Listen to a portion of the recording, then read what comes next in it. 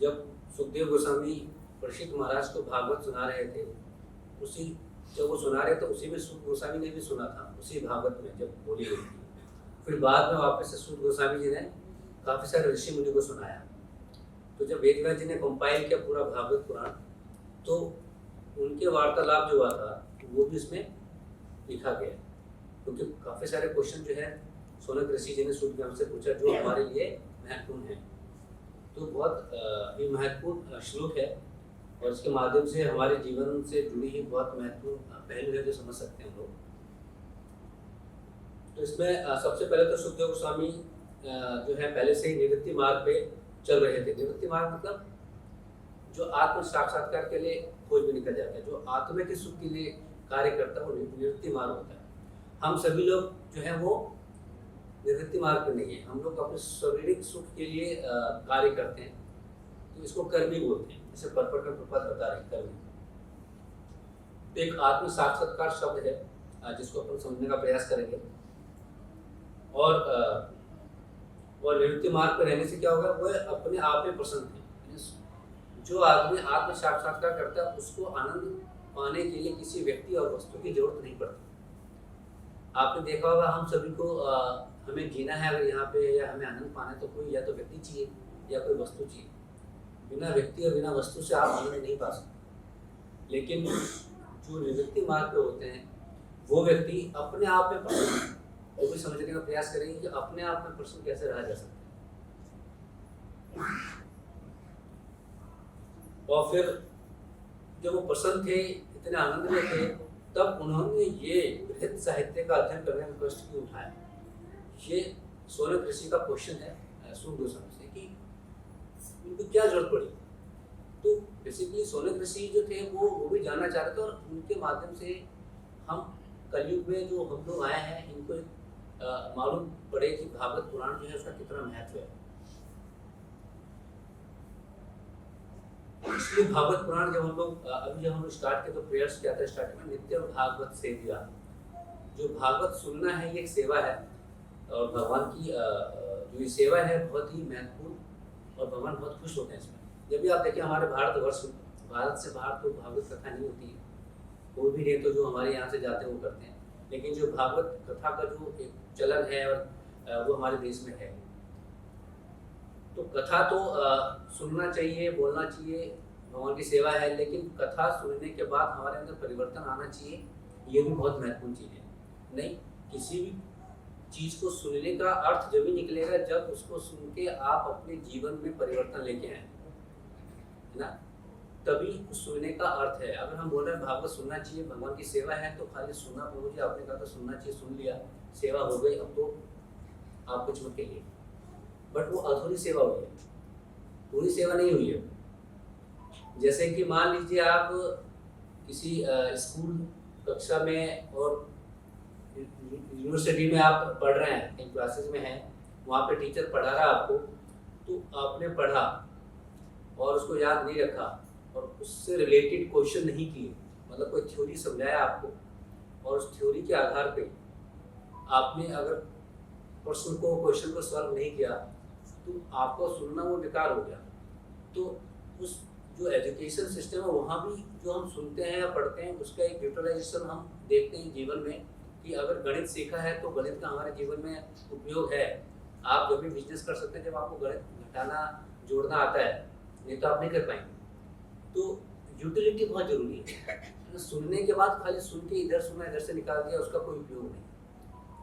Definitely अगर बोला जा रहा है वो तो सेवा तो है, आपने यहाँ बैठ के सुन रहे हैं भागवत कथा तो सेवा में काउंट होगा, लेकिन आपको उसका बेनिफिट बहुत कम है।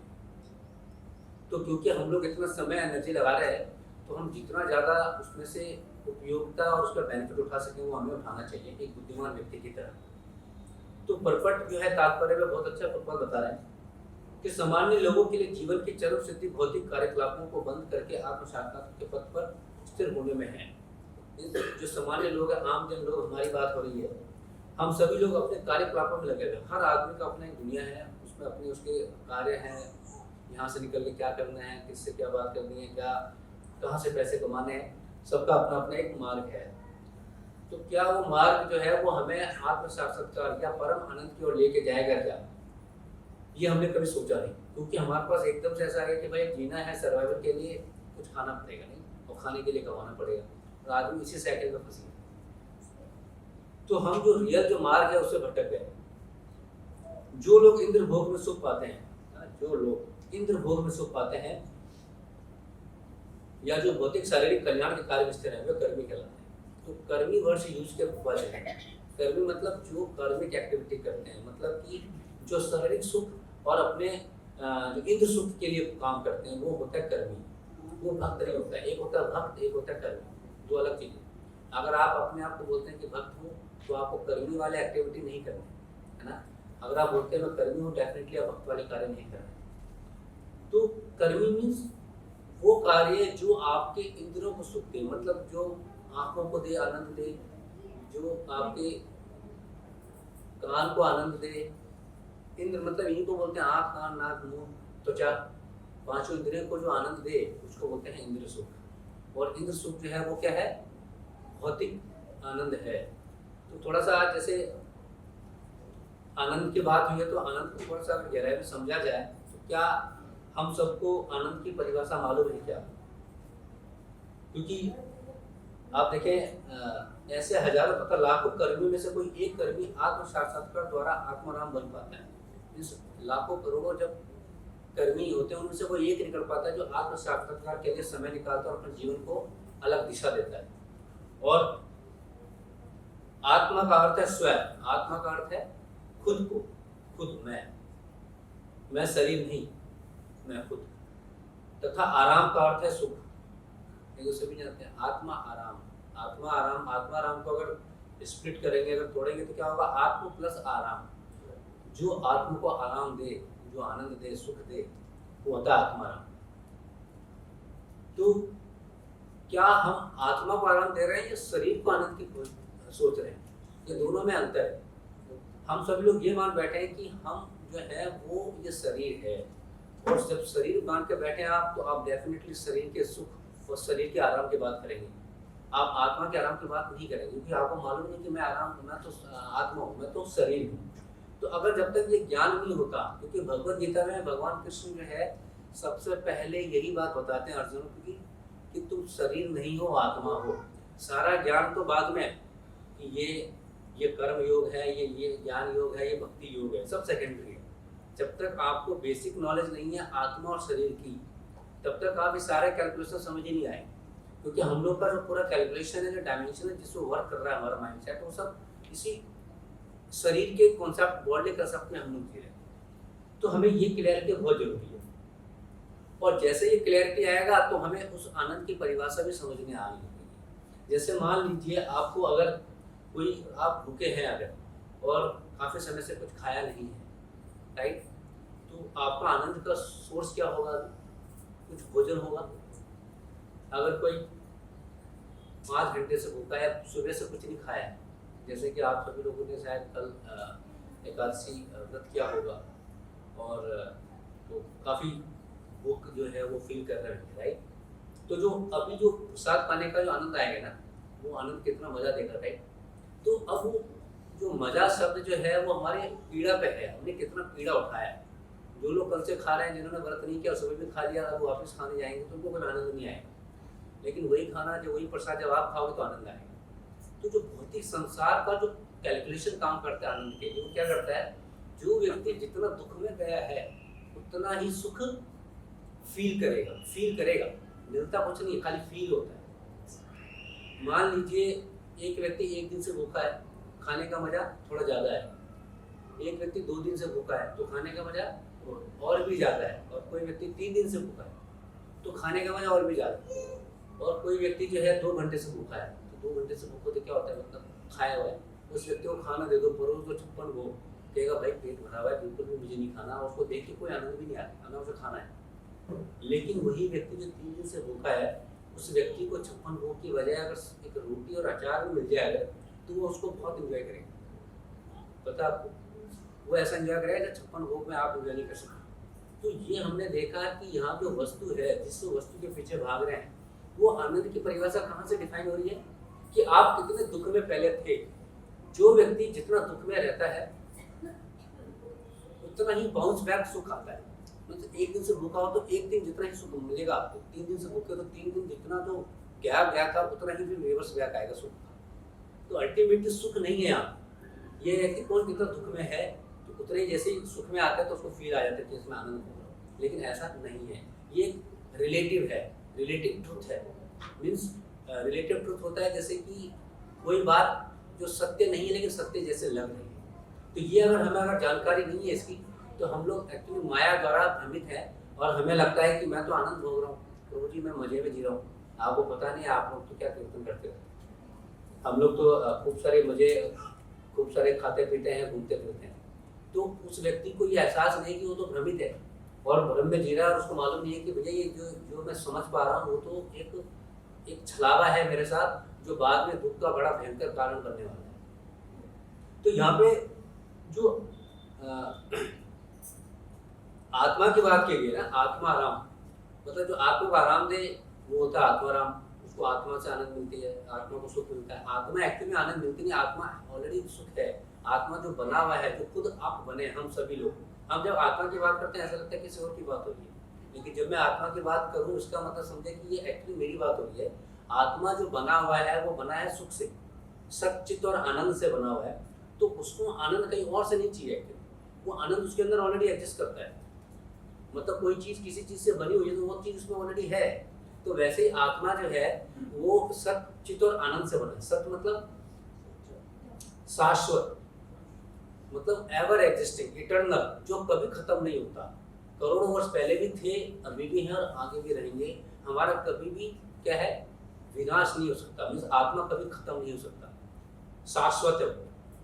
और चित मतलब ज्ञान, वो संपूर्ण ज्ञान का समावेश है। हर व्यक्ति में जो छोटे बच्चे हैं उनमें भी संपूर्ण ज्ञान है, वो भी सच्चित आनंद ही है। और जो तीसरा है वो आनंद है, आनंद से सच्चित और आनंद। तो आनंद तो ऑलरेडी है। तो आपको आत्म साक्षात्कार करना है तो हमें दुनिया नहीं घूमनी है, हमें खुद की खोज करनी है, जिसको क्या बोलते हैं सेल्फ डिस्कवरी, आत्म की खोज, जो कि इनर जर्नी है। जितनी बड़ी दुनिया बाहर है, जो हम बाहर खोजते रहते हैं आनंद की खोज में, घूमते रहते हैं इधर उधर कि कुछ मिल जाए आनंद के लिए, मज़ा आ जाए, लेकिन मिल नहीं पा रहा है। लेकिन वही यात्रा, वो जर्नी अगर आप अपने विदिन स्टार्ट करें, अपने खुद की जर्नी स्टार्ट करें, खुद की खोज, सेल्फ डिस्कवरी, तो धीरे धीरे आपको वो चीज़ प्राप्त हो जाएगी। क्योंकि जिस चीज़ को खोजने की आप बाहर ढूंढ रहे हो वो चीज़ आपके अंदर ही एग्जिस्ट करती है। जब तो बोलते हैं कि आत्मा का मतलब पहला जो इसमें जो अनुवाद है, अपने आप में प्रसन्न थे। अब अपने आप में प्रसन्न थे की परिभाषा क्या हो, मतलब ना तो कोई व्यक्ति चाहिए उसको, ना कोई वस्तु चाहिए, तो खुद में आनंद ले रहा है, क्योंकि खुद आनंद है वो, तो लेना तो है नहीं कहीं से। तो ये अगर हमें कॉन्सेप्ट क्लियर नहीं है तो हम लोग क्या है कि बाहर ट्राई मारते रहेंगे कि ये खा लूँ, मज़ा नहीं आया, ये खा ले, ये मिल ले, ये व्यक्ति, ये, तो हम सिर्फ वस्तु और व्यक्तियों में आनंद ढूंढने जा रहे हैं जो मिलने वाला नहीं है। तो अब जैसे आनंद को थोड़ा समझने का प्रयास करें, क्योंकि सुख जो है वो एक जीव का एक नेचुरल वो है, मतलब बाय डिफॉल्ट सबको मालूम है। एक छोटा बच्चा जो बर्थ लेता है वो उसको भी मालूम है कि भूख लगेगी, रोना है, तो मुझे मदर जो है मुझे फीडिंग करेगी, मिल्क फीडिंग होगा, राइट, दूध मिलेगा उसको और उसको मुझे मज़ा आएगा। तो बाय डिफॉल्ट एक छोटे बच्चे को कुछ पता नहीं है, कुछ पता हो या ना हो चलेगा, उस बच्चे को डर के बारे में नहीं पता है, लेकिन उसको भूख के बारे में पता है कि भाई भूख लगी तुझे रोना है, और रोएगा तो तुझे कोई खाना देगा, दूध पिलाएगा। वैसे ही हर जीव के अंदर बाय डिफॉल्ट सुख की परिभाषा कहीं ना कहीं से उसको दे रखा कि इसके बगैर तो जीव के नहीं सकता। चाहे वो कोई भी जीव हो, चींटी है, चींटी तक को मालूम है कि आज अगर मुझे अगर चीनी मिल जाए, चीनी का टुकड़ा मिल गया एक चीनी का, तो उसके लिए आज क्या हो गया, आज पार्टी हो गई, है ना। उनके जीवन में भी आनंद और उनके जीवन में भी पार्टियाँ होती हैं, ऐसे नहीं कि हम ही लोग पार्टी करते, उनकी भी एक दुनिया है। और एक चींटी 84 लाख योनि में हम 4 लाख योनि मनुष्य है, बाकी 80 लाख योनियाँ तो पेड़ पौधे और जलचर और जानवर, बर्ड्स, रेप्टाइल्स, ये सारे हैं। तो इन सभी में भी अपनी एक दुनिया है, इनका परिवार है, इनका एक तरीका है जीने का। आप देखें बर्ड्स जो है वो भी अपने लिए घर बनाते हैं, राइट, तो उनको भी घर बनाना है, अपने बच्चों को प्रोटेक्ट करना है। मीन्स मैं कुछ स्टडी कर रहा था, मीन्स इतना लॉयल्टी एनिमल्स के अंदर, काफ़ी सारे लॉयल होते हैं। फॉक्स एक जो है लोमड़ी, अगर उसकी फॉक्स अगर मर जाए तो फॉक्स आजीवन जो है उसके वियोग में रहता है और अपने आप को मार देता है। ऐसा नहीं कि वो दूसरा अफेक्ट करने लगे। मीन्स ऐसे ऐसे एनिमल्स हैं, जीव हैं, जितने इतने लॉयल, अपने हंस को देख लो आप, हंस जो है एक दूसरे के प्रति बहुत लॉयल रहते हैं। मीन्स इतना समझ कहाँ से आया उन्हें? तो वो जीव वो हमारी तरह आत्मा है, वो भी कभी मनुष्य था, और अब आज वो किसी कारणवश जो है आज चींटी पक्षी बन के बैठा हुआ है। आज हम मनुष्य हैं, कल हम कुछ और बन के बैठे रहेंगे। सारा खेल है कर्मों का, जो कर्म करेंगे वैसा ही हमें शरीर मिलेगा। तो जो जीव के अंदर जो प्रवृत्ति होती है ना, मजा करने का, आनंद लेने का, वो सभी जीव में बाय डिफॉल्ट क्या है, भगवान ने बता रखा है। अब इसीलिए हम लोग भागते रहते हैं। तो हमें मालूम नहीं कि आनंद है क्या, उसका रूट क्या, उसका जड़ क्या है, ये प्रवृत्ति आती कहाँ से है। आनंद पाने की इच्छा जो होती है, जो इच्छा, डिजायर, ये कहाँ उठती है?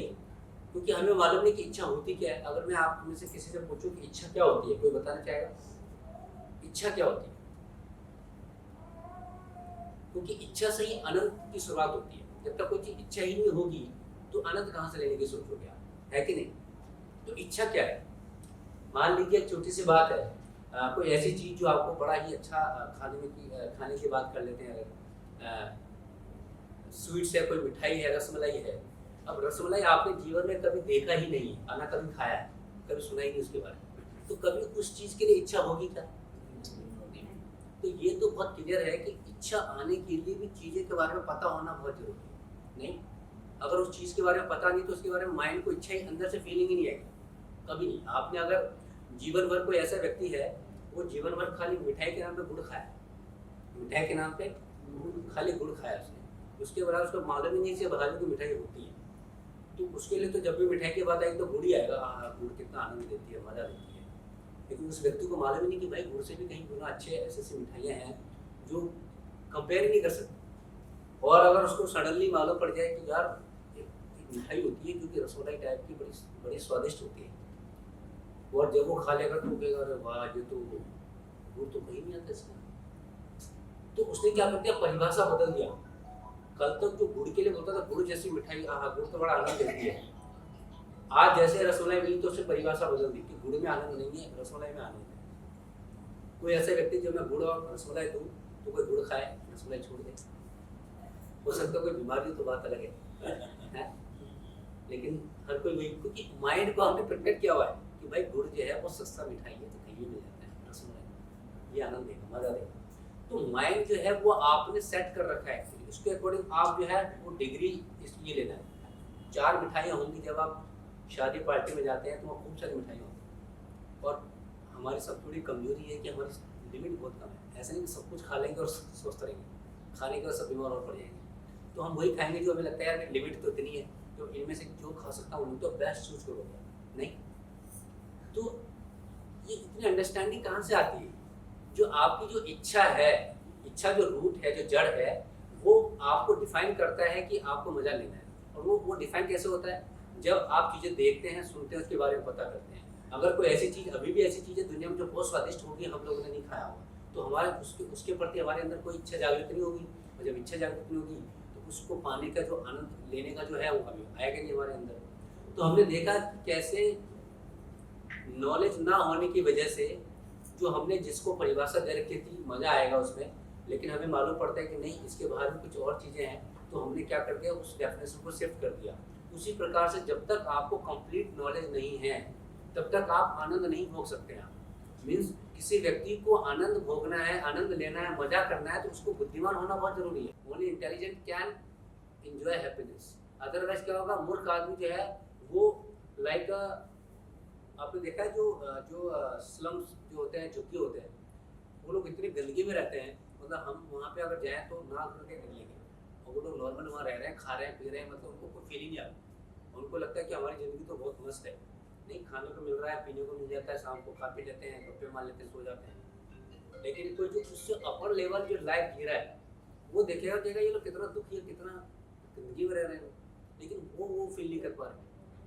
तो क्या होता है कि अगर आपको सोच पाना भी कि इसका प्लेजर ये है, उसके लिए भी आपको इंटेलिजेंट होना बहुत जरूरी है। अगर आप बस इंटेलिजेंट नहीं, you can not enjoy higher, क्या बोलते हैं, प्लेजर। आप जो आनंद, जो अपर लेवल का जो आनंद है वो भोग नहीं सकते। मैं भौतिक आनंद की बात करूँ, भौतिक आनंद में वही भोग सकता है जो बुद्धिमान व्यक्ति है। उसको पता है कि मुझे अपने आनंद सुख इंद्रियों को सुख देने के लिए कैसे अरेंजमेंट करने पड़ेंगे। तो वो बुद्धि जो है भगवान कृष्ण बोलते हैं वो मुझसे ही आती है। मत्ता स्मृति ज्ञानम अपोहनम च, जो मत्ता स्मृति और ज्ञान ये तीनों जो है मुझसे ही आती है। मत्ता मतलब भूल पाना। आप लोग कभी कभी भूल जाते हैं कि मैं भूल गया। ये भूलना क्या चीज़ है? ये कोई तुक्का नहीं है कि भूल गए, यार याद था कल तो आज भूल गया। ये भूलना भी बोलते हैं कि भाई मुझसे ही आती है। कृष्ण बोलते हैं ये मुझसे आती है। स्मृति मतलब याद आना है ना, कोई चीज़ भूले हुए वो याद आ गया, ये भगवान कृष्ण बोलते हैं ये भी मुझसे आती है। और ज्ञानम बुद्धि ये भी मुझसे ही आती है। तो रियल में अगर आपको आनंद भोगना है तो आपको बुद्धि प्राप्त करनी है। बुद्धि कैसे मिलेगी? कृष्ण के अलावा कहीं से नहीं मिलने वाली। आप कितने भी कर्मकांड, कितने भी मंदिर चले जाओ, कितने भी देवताओं को पूछ लो, बुद्धि नहीं मिलती, क्योंकि बुद्धि के सोर्स जो है स्वयं भगवान कृष्ण है। और समझने का प्रयास करें, जैसे मान लीजिए, क्योंकि ये बहुत टेक्निकल चीज़ है, जनरली हम लोग समझ नहीं पाते कि प्रभु आनंद जो है वो तो मिल तो रहा है, मतलब बढ़िया है, इनकम सोर्स है, घर में सब है, बाल बच्चे हैं, सब ठीक चल रहा है, मिल तो रहा है, तो कष्ट है कहाँ? आप जो बता रहे हो वो मुझे समझ ही नहीं आ रहा है। तो उसको समझने के लिए क्या होता है, प्रभुपाद ने बड़ा अच्छे से पूरी दुनिया को समझाया कि भाई तुम जिस आनंद के पीछे भाग लो आनंद है नहीं, और बहुत सारे एग्जाम्पल भी दिए। मान लीजिए कोई दुख है, एक एक्टिविटी की बात करते हैं, समझने का प्रयास करते हैं कि किसी व्यक्ति का पैर टूट जाए एक्सीडेंट में, तो वो उसके दुख का कारण होगा या सुख का? दुख का कारण होगा। लेकिन मैं कहूँ कि नहीं, वो सुख का कारण हो सकता है। कितने लोग एग्री करते? पैर टूटना आपका सुख का कारण, बड़ा विचित्र सा लगता है नहीं, लेकिन ऐसा है, क्योंकि हम रिलेटिव जो सुख दुख समझ बैठे हैं वो रिलेटिव है। इसलिए आप खुद ही बदल दो कि हाँ प्रभु अभी जो आप बता रहे हो इस कंडीशन में तो पैर का टूटना सुख का कारण है, क्योंकि रिलेटिव क्या होता है, इतना दुख है और इसके आगे इतना दुख है, तो ये व्यक्ति सुखी है। कायदे से क्या है, किसी के पास इतना दुख है और किसी के पास इतना दुख है, तो सुखी कौन? कम दुख वाला सुख, नेचुरल है, पर सुख तो वो भी नहीं है, लेकिन क्योंकि कम दुखी है उससे तो वो सुखी है। तो आप समझने का प्रयास करें कि कोई व्यक्ति, मान लीजिए कोई व्यक्ति है, एक शर्मा जी थे, उनका एक पुत्र था और वो घर छोड़ के चला जाता, और जवान लड़का था, 20-22 साल का, घर छोड़ के चला जाए तो डेफिनेटली घर में तो दुख होगा, पिता और माता बहुत दुखी होंगी। तो वो चला गया, तो आज पुलिस वाले आए, बोले शर्मा जी बड़ा दुख की बात है, आपका पुत्र छोड़ के चला गया आपको। तो सभी लोग दुख व्यक्त कर रहे थे। शर्मा जी बोले यार सबका कर्म है अपना अपना, चला गया, क्या कर सकते हैं, जो ऊपर वाले ने लिखा है।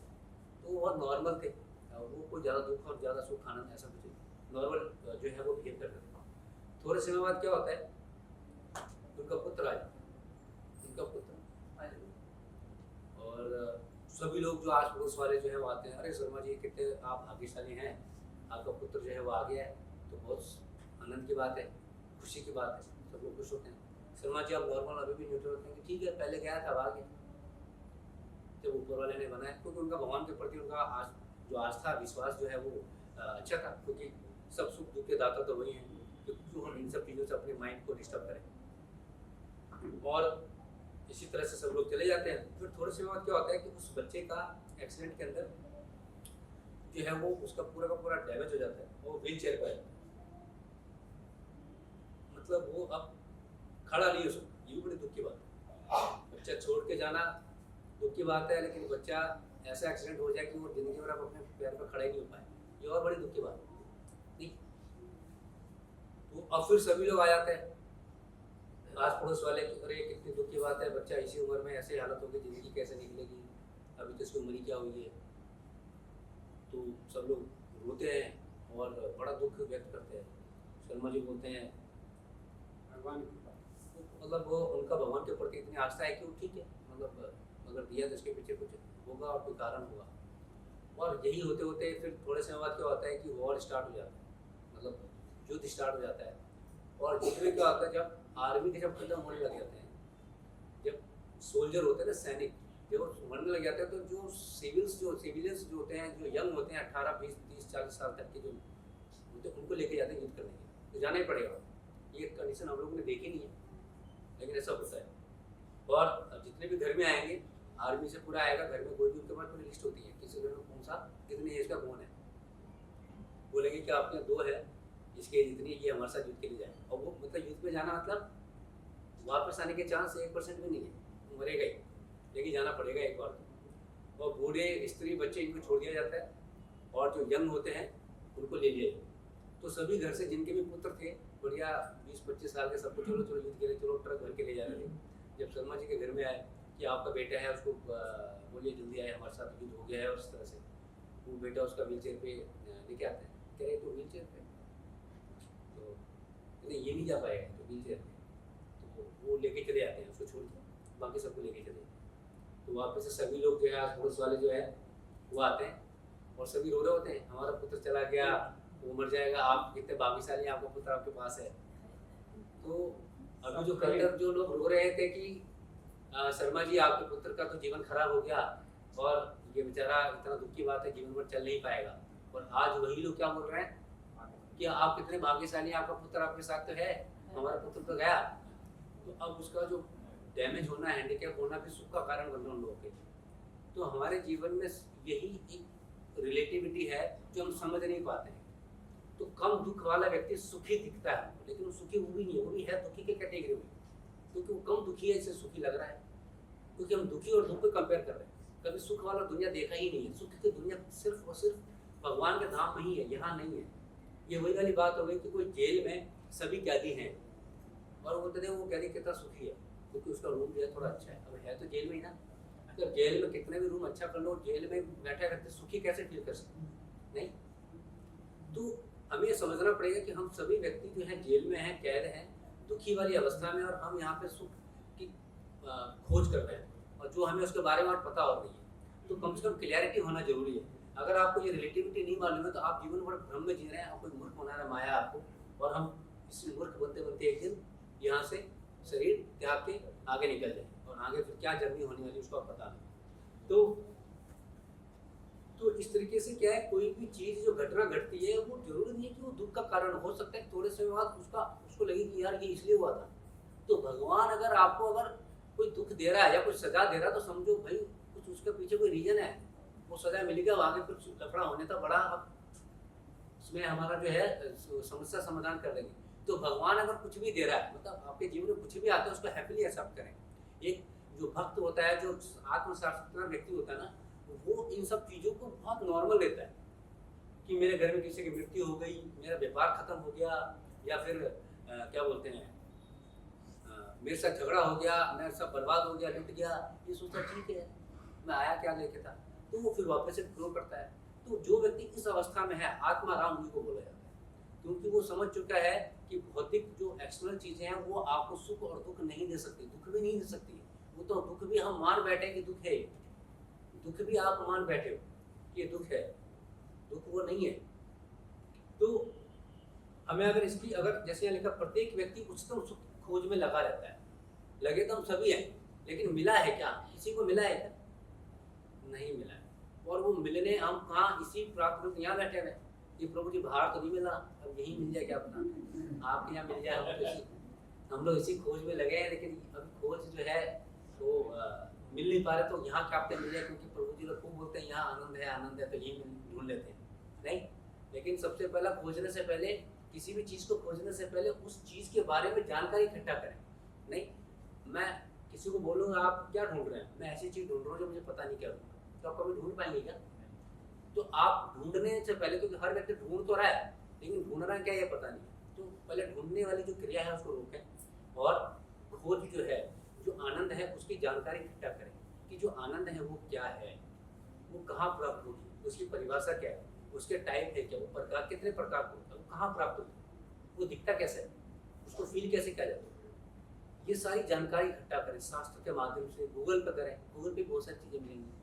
जब आपको पूर्ण जानकारी हो जाए आनंद की, ये होता है आनंद, अब आप खोजने में निकलो कि यार ये पता लगे ये चीज़ खोजनी है। नहीं, अब आपको चीज़ का पता नहीं, खोजने में लगे तो फ्रस्ट्रेशन नहीं आएगा, क्योंकि मिल रहा नहीं है। नहीं, कोई वाली हाल हो गई कि हमें वो चीज़ खोजनी है जो चीज़ पता नहीं है, तो सबसे पहले उस चीज़ का पता करें जो सुख की बात हो रही है, जो खोज है, जो इसमें बताया जा रहा है, प्रत्येक व्यक्ति कुछ सुख की खोज में लगा हुआ है, लेकिन इस सुख का मानदंड व्यक्ति के साथ साथ अलग अलग हो जाता है। जो सुख आपके लिए है वो किसी दूसरे व्यक्ति के लिए हो सकता है दुख का कारण नहीं। जो सुख किसी ए के लिए अगर सुख है तो बी के लिए वो दुख हो सकता है। तो सभी का अपना अपना रिलेटिव है, लेकिन जो रियल सुख है वो सभी के लिए बराबर है।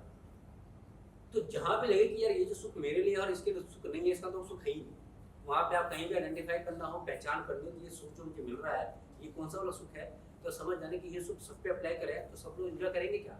अगर सभी लोग एंजॉय कर रहे हैं मतलब कि हाँ ये में सुख है। अगर लगता है कि नहीं ये तो मैं ही कर सकता हूँ या 2-4 लोग कर सकते हैं, उसको दूंगा तो नहीं करेंगे, तो सुख नहीं है। जैसे कि एग्जाम्पल, मान लीजिए एक अंधा व्यक्ति है और आपके पास आंखें, भगवान के ऊपर से बढ़िया आंखें दिख रही हैं आपको, तो आप एक फिल्म को देख रहे हैं, मूवी देख रहे हैं, बड़ा आनंद ले रहे हैं मूवी देख के, और मूवी देख के आनंद आ रहा है और आपको लग रहा है मजा आ रहा है, क्या मूवी बनी है, क्या एक्शन है। और एक व्यक्ति अंधा है और उसके लिए तो मूवी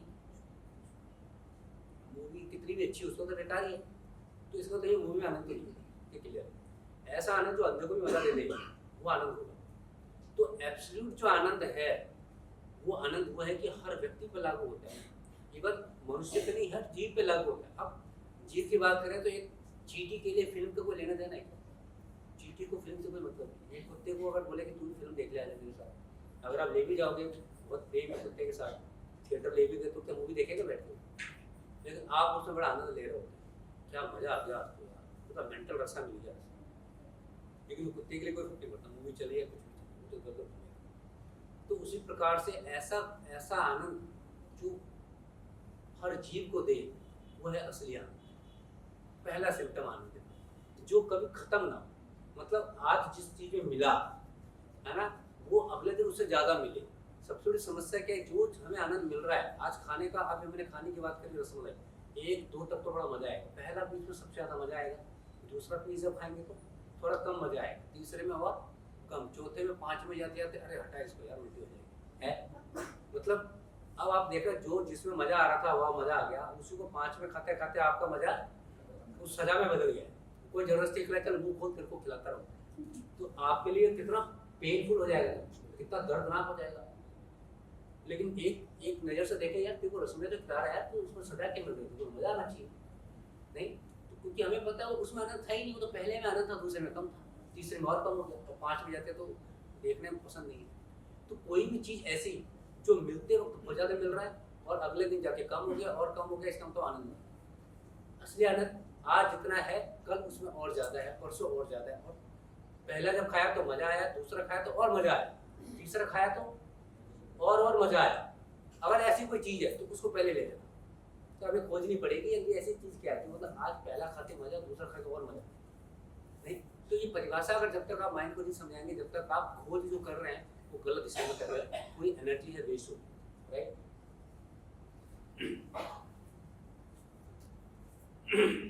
अतः कर्मियों द्वारा भोगा गया आदर्श सुख आत्मा रामों के आदर्श सुख से भिन्न होता है, इसलिए बोला गया जो हम लोग सुख खोज रहे हैं वो आत्माराम का जो सुख है उससे बहुत भिन्न है। आत्माराम हर तरह से भौतिक भोग के प्रति अनावश्यक रहते हैं, और जो आत्माराम है वो भौतिक चीजों से बहुत दूर रहते हैं। इनको पता है कि भाई तो सब ये जो आनंद है ये 2 पैसे की नहीं है, ये मुझे बाद में दुख देगा, उनको ज्ञात होता है, ज्ञान होता है।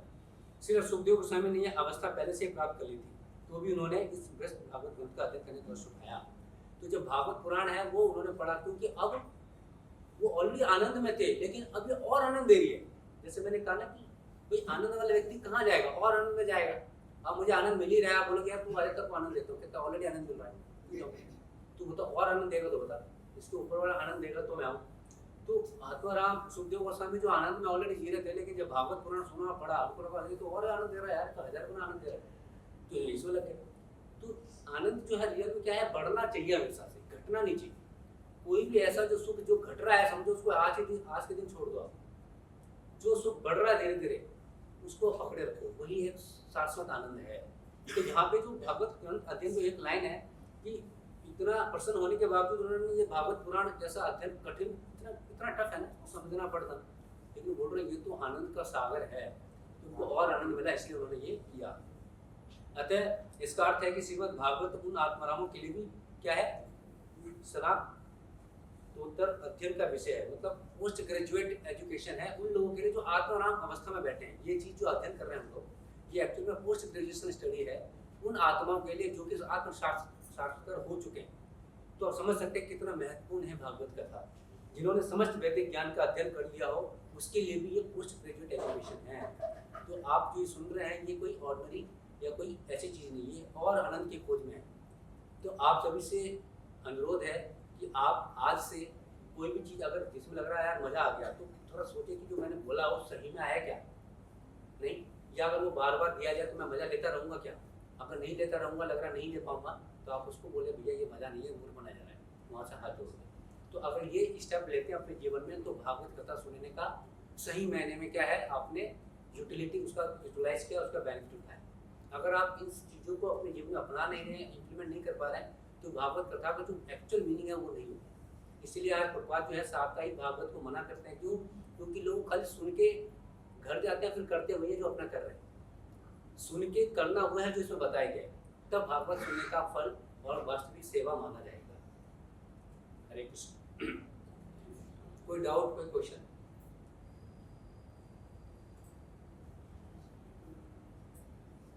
आत्माराम आध्यात्मिक जी, आध्यात्मिक आध्यात्मिक, इसलिए उनको आनंद आ रहा, भौतिक वालों को आनंद नहीं आ रहा। हाँ देखिए क्या होता है कि अब मान लीजिए कीर्तन की बात करते हैं। कीर्तन एक ऐसी क्रिया है जिसमें सबको आनंद मिलता है। एक छोटा बच्चा है ना, अब आपने देखा होगा मंदिर में जब छोटा बच्चा आता है, जब पेरेंट्स के होंगे तो वो कीर्तन सुनते ही वो भाग रहा है उधर उधर। तो आपने देखा, अब हम जो भौतिक आनंद की बात करें अगर, तो हमें तो मज़ा आ रहा होगा, लेकिन छोटा बच्चा वो उसको पता ही नहीं चल रहा क्या करेंगे। सेम टाइम मूवी की बात करो, मूवी देख लो या कोई गाना सुन लो, तो छोटे बच्चे के लिए कोई फर्क नहीं पड़ता। लेकिन कीर्तन में देखना, कीर्तन में छोटा बच्चा हो, उसको नॉलेज भी नहीं है तो भी वो ले रहा है, क्योंकि वो एक्चुअली एब्सोल्यूट हैप्पीनेस है। तो जो कीर्तन है, भगवान का नाम है, ये हर जीव को आनंद देगा, इवन मनुष्य को नहीं, और जो जातियाँ हैं और प्रजाति जो है जीव हैं उनको भी देगा। तो ये है, इसको पकड़ना चाहिए, क्योंकि ये जितना ज़्यादा करोगे ना, आनंद और आनंद और आनंद देता जाएगा। ऐसा नहीं कि तुम कल जो कीर्तन में आया था ना, तो आनंद आया था, आज आया तो आज नहीं आया, तो हो सकता कोई कारण हो, आज फटी हुई आवाज़ में कोई गा रहा हो तो बात अलग है, या फिर स्पीकर खराब हो, या फिर कोई अलग चीज़ है। लेकिन अगर कीर्तन में आज अगर आनंद आया और धीरे धीरे आप आनंद का मजा ले रहे हैं, तो कीर्तन में और आनंद वाली जो शैली है, और आनंद वो आता जाएगा, और धीरे धीरे आप भी आत्माराम की स्थिति में पहुँच जाएंगे। खाली कीर्तन करना और कुछ नहीं करना है, वो व्यक्ति आत्माराम है, क्योंकि उसको पता लग गया कि जो आत्मा है वो सिर्फ परमात्मा या भगवान का नाम में ही आनंद ले सकता है, बाकी इन सब चीज़ों में आनंद नहीं ले सकता। तो आध्यात्मिक प्लेटफॉर्म पर ही रियल सेंस में आनंद लिया जा सकता है, भौतिक प्लेटफॉर्म पे आनंद लिया ही नहीं जा सकता। ठीक है जी।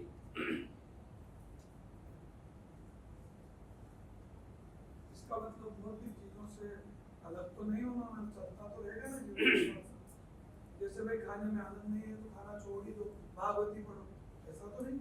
हाँ, ये भी बहुत अच्छा क्वेश्चन है कि अब इसको इम्प्लीमेंट करने में तो अपने को तो फेनेटिक नहीं होना, मतलब कभी कभी सेंटिमेंट हो जाते हैं। हमें समझना पड़ेगा कि खाना छोड़ नहीं सकते, इसलिए खाने को क्या करना है, अध्यात्म बना देना। हर क्रिया को अध्यात्म बनाया जा सकता है। नहीं, एक बड़ा अच्छा आता है कि अगर जल जो है भगवान का अभिषेक कर दिया जाता है तो वो क्या बन जाता है, चरणामृत बन जाता है। तो आप भोजन जो है भगवान को भोग लगा जाए तो क्या बन जाता है, प्रसाद बन जाता है।